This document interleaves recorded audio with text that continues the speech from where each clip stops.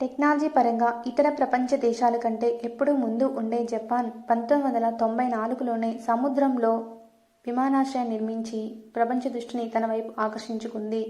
ఈ విమానాశ్రయం పేరు కన్సాయ్ అంతర్జాతీయ విమానాశ్రయం.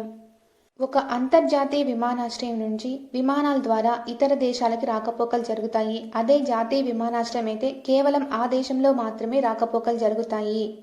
ఇది జపాన్లోని గ్రేటర్ ఒసాకాలో నిర్మించబడింది. దీన్ని నిర్మించడానికి అప్పట్లోనే $20 బిలియన్ పైగా ఖర్చు అయ్యింది.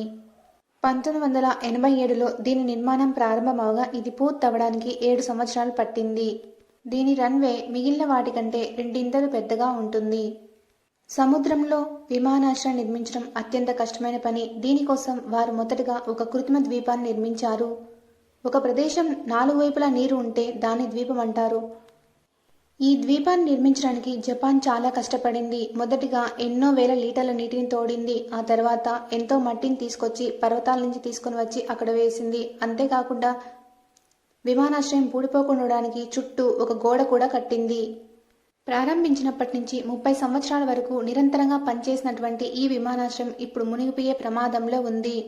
ఈ విమానాశ్రయాన్ని నిర్మించేటప్పుడే దీనికి ముంపు ఉందని అంచనా వేశారు. కానీ అంచనా కంటే ఎక్కువగా ఈ విమానాశ్రయం ఇప్పుడు ముంపుకు గురవుతుంది. అంచనా వేసిన దానికంటే ఎక్కువగా అంటే 25% ఎక్కువగా అంటే 40 అడుగుల మేర ఇది ఇప్పటికే మునిగిపోయి ఉంది.